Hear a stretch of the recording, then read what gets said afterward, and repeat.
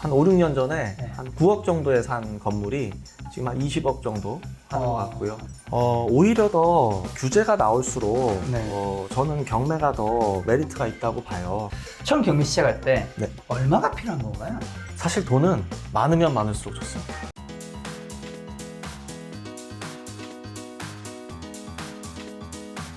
오늘 주제는 바로 쉽게 따라하는 부동산 경매편입니다. 대표님에 대한 제가 가벼운 소개만 드리면 월급보다 월세 부자의 저자, 네. 그리고 예전에 전셋집 1,500만 원인 집에 산 적이 있으셨고, 네. 원래 직장 생활을 하셨죠. 그럼요. 직장 생활 6년 근무 정도 하셨고, 그 당시 월급은 250만 원 정도. 네. 지금 경매 일을 시작하신 지가 제가 알기로는 한 14년. 정확하게 엄밀히 하면 한 11년 정도 된 것 같아요. 네. 이제 물론 뭐 이렇게 공부를 하고 한 거는 14년 정도 됐습니다. 네. 네. 그래서 평범한 월급쟁이에서 뭐 수십억 원의 자산을 형성한 네. 실전 경매 투자자 전문가라고 네. 소개가 되어 있던데, 네. 일단 평범한 월급쟁이셨는데 어떻게 수십억 원의 자산을 좀 형성하셨는지. 사실 근데 이거는 뭐 비단 저뿐만이 아니라 뭐 네. 정상적으로 투자 생활을 조금 해오신 분이라면 뭐 이렇게 자산 규모는 어느 정도 다 돼 있는 게 정상이라고 생각을 합니다. 왜냐면 말 그대로 그냥 투자하는 사람들이거든요. 네. 그게 뭐 부동산이 꼭 아파트만 있는 것은 또 아니에요. 네. 그래서 저는 거의 모든 종류의 부동산을 다 대상으로 하고 있기 때문에 네. 조금 이제 사고 파는 과정에서 혹은 또 인플레이션에 의해서 자연스럽게 자산 규모가 늘어갔던 것 같습니다. 네. 근데 또 투자 쪽에서도 그 경매를 위주로 많이 하시잖아요. 네, 왜냐하면 네. 제가 이제 사실 흔히 얘기하는 흑수저다 보니까 네. 이제 부동산을 정상가에 사기가 조금 네. 돈도 부족하고 또 안전마진도 필요하고 하다 보니까 뭐 싸게 살 수 있다는 방법이 네. 있다고 들은 거죠. 네. 그게 바로 경매와 공매였고요. 뭐 대출도 잘해주고 싸게 살 수 있다고 해서 접근한 게 경매였어요. 그래서 그거를 좀 해오다 보니까 적지 않은 기회들을 마주하게 된 것 같습니다. 우선 싸게 살려면 무조건 알아야 되는 게 이제 경매. 경매, 금매 다 좋기는 합니다. 네. 그 중에서 경매는 가장 이 베이스가 되죠. 경매는 보통 그러면 일반 시중에서 사는 매매보다 몇 네. 퍼센트 정도 통상? 그거는 이제 물건별로 좀 차이가 있는데요. 네. 이제 아파트 같은 경우는 네. 사실 뭐 이런 중소형 30평대 이하 아파트는 네. 사실 금매가랑 큰 차이가 없다고 보시면 돼요. 그래서 저는 그건 좀 비효율적인 투자라고 보거든요. 네. 차라리 뭐 실거주 목적이라면 그냥 중개업소에서 금매 찾는 게 더 빠를 수도 있겠다. 하지만 뭐 수도권의 중대형 평수라든지 뭐 제가 주로 하는 뭐 상가, 지식산업센터, 모텔 이런 것들은 좀 폭이 감정가 대비해서 뭐 크게는 절반 정도 그래서 뭐 한 7, 80%까지도 이렇게 사고 있습니다. 근데 사실 많은 분들이 경매는 좀 어렵다고 생각하잖아요. 그리고 명도랑 과정이 있기 때문에 전문가의 분야라고 생각하는 부분도 좀 있는 것 같은데 실제로 좀 어떤지.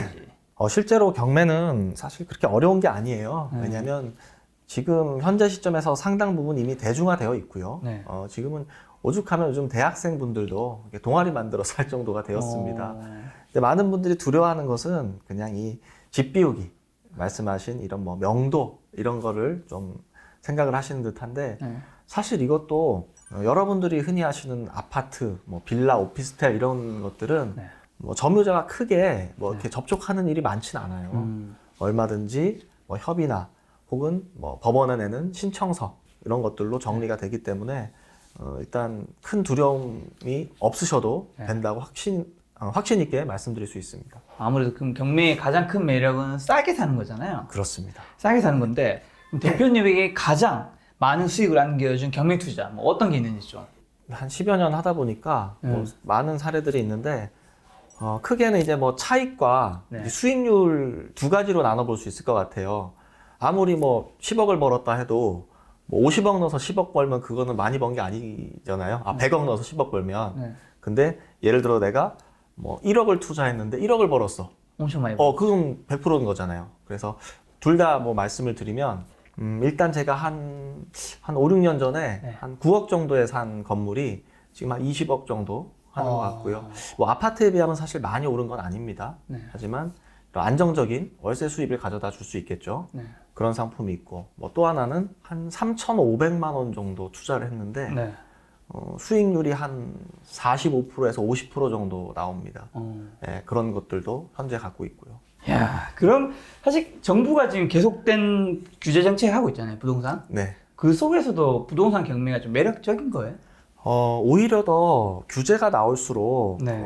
저는 경매가 더 메리트가 있다고 봐요. 왜냐하면 일단 말씀하신 대로 뭐 토지거래 허가 제도나 네. 아니면은 이런 요즘은 고가의 부동산 아니면 뭐 투가 지역에 아파트를 살 때도 내 돈 갖고 내가 사도 이거를 허락을 받아야 돼요. 그건 너 자금 어디서 났어?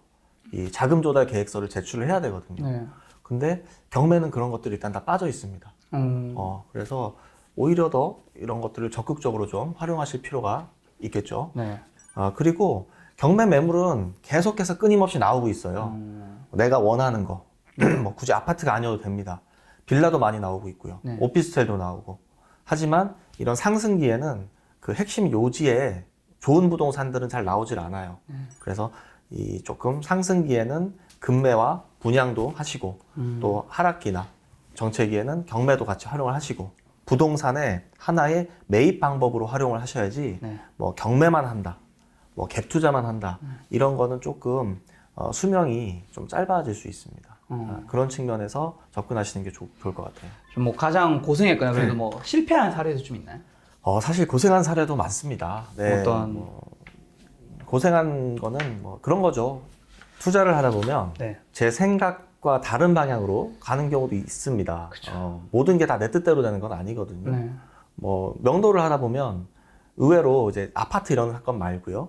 뭐 이제 모텔이나 공장 이런 거 하다 보면 잘 풀릴 것 같았던 그런 이제 명도가 꼬이는 경우가 간혹 있긴 해요.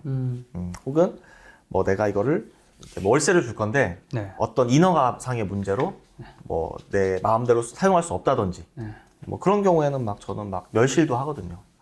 허물어 버립니다. 그래서 다시 뭐 올리기도 하고. 네. 뭐 그래서 약간 투자를 하다 보면 이 변수들은 늘 있는 것 같습니다. 변수들이 있다. 네. 자, 좀 오늘 이제 경매에 대해서 쉽게 하는 방법 알려주시려고 하는데 처음 경매 시작할 때 네. 얼마가 필요한 건가요? 사실 돈은 많으면 많을수록 좋습니다. 그렇죠. 네, 뭐 소액으로 할 수 있다. 네. 사실 그런 시장은 오히려 소액으로 하는 거는 가능은 한데 네. 좀 더 내 품이 더 많이 들어가야 하고 노후력을 하셔야 되겠죠. 네. 그리고 더 리스키합니다, 사실. 그래서 이왕이면 조금 레버리지를 더 많이 활용하더라도 네. 저는 이제 투자의 기본을 좀 돈을 더 주더라도 제대로 된 부동산을 사자 그러니까 이런 마인드거든요. 네. 일단은 최소한 5천만 원 정도 5천만 갖고 원 정도. 시작을 하시면은 네. 뭐 사실 뭐 2, 3천 가지고도 할 수 있습니다. 물론 할 수는 있어요. 할 수 있죠. 그런데 그게 이제 노력에 비해서 성과가 조금 나오지 않거나 좀 오래 걸릴 수 있기 때문에 한 그 정도 있으면 괜찮을 것 그럼 같습니다. 처음 경매 시작하면 어떤 물건부터 좀 시작하죠? 일단 황금성이 뛰어난 물건부터 하면 좋겠어요. 크게 이제 투자는 시세 차익형과 이 네. 월세 세팅형으로 나눌 수가 있는데 네. 이제 월세 소득형 투자, 흔히 월세 받는 부동산이죠. 네. 이런 것들은 상대적으로 황금성이 떨어집니다. 네. 무슨 얘기냐면 내가 팔고 싶을 때 못 팔아. 그러면 우리 같은 투자자들은 돈 묶이는 거 제일 싫어하거든요. 그러면 한 번 투자해놓고 계속 빨아야 될 수 있는 거죠. 손가락. 그러면 이제 시세 차익형 투자는 했던 돈이 약간의 이익금과 더해서 다시 되돌아올 수 있거든요. 네. 그럼 그거 가지고 다시 재투자가 가능하겠죠. 이제 그런 상품이 대표적인 게 아파트 빌라예요. 근데 또 어떻게 보면 빌라는 아파트보다 더 어렵습니다. 돈은 좀 작게 들어가지만. 네. 그래서 좀 아파트가 뭐 서울에 있는 것만 아파트가 아니니까 전국적으로 좀 저평가된 아파트. 지금 경매 나오는 아파트 매물들이 뭐 서울 경기권만 해도 뭐 한 300~400건이 넘거든요. 그래서 그런 것들 이렇게 잘 보시면 될 것 같아요. 아파트 빌라 중에서 추천은 이왕이면 아파트가 낫겠다. 아파트. 네. 아파트 더 많이 남는다는 의미인 거. 황금성, 그러니까 잘 팔리기, 엑시트하기가 쉽다. 수요가 더 많다. 이렇게 이해를 하시면 좋겠어요. 하긴 빌라는 이제 저도 뭐 예전에 살아본 적이 있지만 네. 좀 이제 뭐 전세가 이제 다시 다른 분에게 양도되거나 할 때도 쉽지 않은 경우가 좀 있더라고요, 아무래도. 그렇습니다. 물론 뭐 빌라라고 해서 다 안 팔리는 건 아니에요. 그렇죠. 제 주위에 보면 빌라 투자 정말 잘하시는 분들이 있거든요. 오히려 매매가보다 전세가를 더 높이 해서 이미 투자금을 다 회수한 분도 있고 또 월세를 놔서 임대 수익을 얻는 분도 분명히 있어요. 그렇죠. 근데 그거는 초보자가 처음부터 하기는 사실 쉽지 쉽지 않단 않다. 말이죠. 그래서 처음에는 시세 차익형으로 5천, 6천 이렇게 남는 거는 초보자부터 어려워요. 그래서 1,000이든 2,000이든 조금씩 경험을 쌓아서 그런 빌라로 가시는 게 저는 더 낫다고 봅니다. 요즘 또 상가, 뭐 네. 오피스텔, 지식산센터도 인기잖아요. 네. 좀 초보자가 좀 시작이 나은 물건 이 중에서는.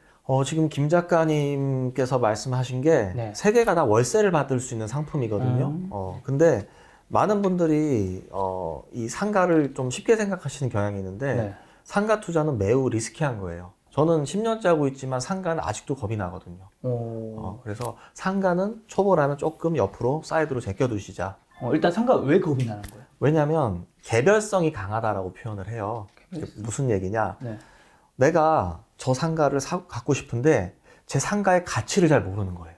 네. 쉽게 얘기해서 우리 아파트는 어떻죠? 뭐 실거래가, 뭐 네이버 부동산 매물 이런 거 통해서 얼마든지 옆 아파트랑 비교도 쉽게 할 수 있고, 그렇죠, 그렇죠. 알 수 있거든요. 바로 아래층도 있고 위층도 있고. 그럼요. 네. 그런데 이 상가는 시세 파악하기가 일단 기본적으로 매우 어려워요. 그리고 무엇보다 시세는 뭐에 연동하냐면 상가의 본질은 월세를 받는 거죠. 월세 수익률에 연동을 해요. 그러다 보니까 매매가, 시세와 월세 둘 다 정확하게 내가 파악하기가 쉽지 않다는 뜻입니다. 그래서 그런 의미로 말씀을 드리는 것이고, 뭐 그렇다고 해서 다 어려운 건 아닙니다. 네. 반대로 얘기하면 내가 저 상가 가치를 명확하게 파악할 수 있다면 네. 그만큼 경쟁력이 있는 거예요. 네, 그렇게 이해를 하시면 되겠습니다. 그 판단하는 방법은 좀 일단은 뭐 밸류맵이라든지 기본적으로 이게 그 손품 판다라고 표현을 하거든요. 네. 책상 앞에서 뭐 지도 검색, 위성 지도부터 다 검색을 해요. 네. 로드뷰부터 한 다음에 저거 괜찮겠는데 해서 현장에 가는 게 반드시 필요해요. 아파트는 저는 아파트 투자할 때 현장 가는 경우 거의 없거든요. 이미 가격은 다 시장이 오픈돼 있고, 근데 상가는 다르단 말이죠. 항상 현장에 가서 분명히 저기 월세가 100만 원 나오는 상가인데 내가 갔을 때는 80만 원이 나올 수도 있는 거예요. 또는 뭐 이런 코로나 같은 충격이 와서 50만 원으로 떨어질 수도 있고. 그럼 월세가 막 이렇게 왔다 갔다 폭이 크죠. 네. 그래서 투자하기가 상대적으로 어려운 겁니다. 그럼 두 번째 오피스텔. 네. 오피스텔 투자는 크게 이것도 월세를 받을 수 있긴 하지만 네. 좀 아파트랑은 다릅니다. 일단은 실제 사용 용도에 따라서 달라지게 되는 거예요. 네. 예를 들어서 뭐 업무용 오피스텔로 쓰면 사업자한테 월세를 받을 수 있고, 그렇죠. 혹은 내가 집처럼 주거용 오피스텔로 쓸 수도 있어요. 네. 하지만 이 황금성 측면에서 봤을 때 아파트와는 조금 상대가 되지 않는다. 네, 수요가 훨씬 많고. 근데 요즘 아파트 가격이 많이 올랐잖아요. 많이 올랐죠. 네, 그래서 아파트를 대체할 수 있는 원룸 말고 3룸 이상의 오피스텔이 조금 반사이익을 얻고 있기도 해요. 아예 오르지 않는 것은 아닙니다. 그래서 저는 실제로 3룸 화장실 2개 이런 오피스텔을 경매로 낙찰받아서 지금 가지고 있어요. 네, 그런 것들이 아파트 대체제로서 사용될 수 있을 때 투자 가치가 있다고 판단을 합니다. 그리고 남은 게 이제 지식산업센터잖아요. 사실 초보 입장에서 보면 지금 말씀드린 상가 오피보다 사실 지식산업센터 투자가 더 안전하다고 생각을 해요, 저는. 초보 투자 입장에서는 이게 제일 편할 수 있다. 그렇습니다. 좀 용어 자체가 생소한 분들도 있을 거예요. 네. 이게 사실은 전에는 이게 아파트형 공장이라는 걸로 불렸습니다. 네. 막 공장 느낌 나고. 그냥 흔히 우리 뭐 사업자, 법인, 회사한테 월세를 받을 수 있는 그런 상품이라고 보면 되거든요. 일단 얘는 상가하고 크게 다른 건 시세 파악을 하기가 참 쉬워요. 아파트하고 비슷하다고 보시면 돼요. 평당 얼마, 뭐 성수동은 임대료가 평당 5만 원, 네. 뭐 영등포구는 4만 5천 원, 이런 식으로 정형화되어 있다는 얘기죠. 시세도 마찬가지예요. 또 아파트가 가격이 올라가는 그런 구조와 되게 흡사하고요. 내가 지금 시세가 평당 1,000만 원인데 옆에 분양하는 지식산업센터가 평당 1,300에 분양을 했어. 완판이 되네? 그러면 얘가 내가 쟤보다 왜 뭐가 미칠까? 그래서 같이 따라 올라가고, 또 분양을 하면 또 따라 올라가고, 약간 그런 구조거든요. 그래서 이 시세 파악은 뭐 전화로도 얼마든지 가능하고, 그래서 좀 상대적으로 안전하다. 또 이런 월세 수익과 이 땅에 대한 부증성, 이 땅을 지식산업센터를 지을 수 있는 땅 자체가 전 특히 서울에 있는 지산을 좋아하거든요. 왜냐하면 땅이 많지가 않아요. 중공업 지역에 올릴 수 있는데 그게 지금 제가 알기로는 차지하는 비율이 서울에서 단 3%밖에 안 됩니다. 그럼 땅 자체가 희소하죠. 공급이 어렵죠. 저는 기본적으로 이제 그런 투자를 선호하거든요. 그래서 지금 말씀 들어보니까 어쨌든 우리가 부동산 투자를 할 수 있는 게 빌라, 네, 그다음에 아파트, 상가, 네. 오피스텔, 네. 그다음에 지식산업센터 네. 이렇게 한 5가지 정도 보면 되는 거고. 뭐 일단 초보 입장에서 보면은 그렇다고 네. 볼 수 있죠. 요 5가지 중에서 그러면 시세 차익을 기대할 수 있는 물건에 좀 가까운 거는 아파트. 아파트. 네. 아파트만 일단 하시는 게 좋겠습니다. 네. 상가는 가능은 하지만 초보 가능하지만- 가기에는 쉽지 않을 수 있다. 네. 시세 판단 자체가 쉽지 않으니까. 그렇습니다. 그 뜻인 거죠. 네. 자, 그러면 월세 좀 받을 수 있는 거 이 중에서는 좀 어느 거? 세 개라고 보시면 돼요. 오피스텔, 네. 상가, 지식산업센터. 난이도 수는 상가가 제일 어렵고 네. 그 다음에 뭐 지산, 오피는 거의 비슷한 수준이라고 보시면 돼요. 네. 돈이 조금 부족하면 빌라도 많이 하잖아요. 그렇죠. 빌라 투자 시 장단점은 사실 저는 빌라 투자를 제가 한 번도 해본 적은 없어요. 아. 하지만 제 주위에 하시는 분들이 꽤 있더라고요. 네네. 근데 그거는 한 가지 스킬이 더 들어가야 될 것 같아요. 뭐냐면 이걸 내가 경매로 싸게 사. 네. 그래서 어떤 가공 과정이 필요하다는 거죠. 네. 뭐 싸게 좀 고칠 수 있는 인테리어 스킬이라든지 네. 그런 게 부가적인 요소가 포함이 되면 얼마든지 마진을 좀 더 높게 가져갈 수는 있어요. 근데 그 자체가 내 몸을 움직여야 되잖아요. 신경 쓰고. 저가 추구하는 투자 방식과는 맞지 않아서 하지 않고 있을 뿐인데 굳이 내가 종잣돈도 없고 네. 뭐 지방 아파트도 살 여력이 안 된다 하면 당연히 빌라 발품을 팔아야 투자를 되는 그럼요. 네. 손품이든 뭐 몸품이든 네. 파는 게 맞다고 봅니다. 자, 그럼 지식산업센터. 네. 요즘 좀 관심이 많은데 요거 좀 더 어떻게 공부하면 좋을까요? 가장 좋은 건 네. 지식산업센터를 전문으로 하는 중개업소에 가시는 게 좋겠어요. 아, 중개업소가 있군요. 그렇습니다. 이거 뭐 아파트를 전문으로 하는 데도 있지만 지산만 하는 데도 있거든요. 네. 그런데 뭐 얼마든지 뭐 인터넷 매물에 나와 있는 부동산을 찾아가셔도 되고 네. 뭐 아니면 이렇게 밖에 이렇게 붙여놓기도 해요. 네. 그런 가시면 상당히 디테일한 정보들을 인근 분양 정보까지 다 알 수가 있습니다. 뭐 내가 얼마가 투자금이 뭐 5천이 가능하다, 1억이 가능하다 얘기를 하면 이제 그 해당 중개사님이 거기에 맞는 물건들을 이제 주겠죠. 네. 그러면 거기서 이제 뭐 선별하는 게 이제 나의 몫인 거지. 네. 사실 정보는 해당 인근 중개업소에 가서 얻으시는 게 좋아요. 분양대행 사무소나. 네. 자, 경매라고 하면 이제 부동산을 투자로서 이제 접근할 수도 있지만 네. 사실 내 집 마련을 접근해도 굉장히 괜찮을 수 있는 거잖아요. 그럴 수 있죠. 네, 이거 어쨌든 싸게 사는 거니까 경매로 내 집 마련도 좀 가능한 건지. 현실적으로 당연히 가능합니다. 네. 그런데 약간의 이건 사이클에 따라 다룰 수 있을 것 같아요. 지금은 이제 상승장이거든요. 뭐 지금 전국적으로 네. 뭐 지금 불과 어제였나요? 조정 대상 지역이 추가로 막 다 묶이고 무려 맞아. 111곳이 지금 다 거의 뭐 북한 빼고 남한 쪽은 다 지금 다 묶이고 있죠. 지금 이런 막 그 불장에서는 경매로 포커스에 맞추다 보면 좀 이게 타이밍을 놓칠 수 있어요. 올라가는 타이밍을. 네네. 그럴 때는 오히려 더 금매라든지 아니면 뭐 내가 가점이 되면 분양도 좋고요. 굳이 경매를 할 필요가 없을 수 있다는 얘기입니다. 네.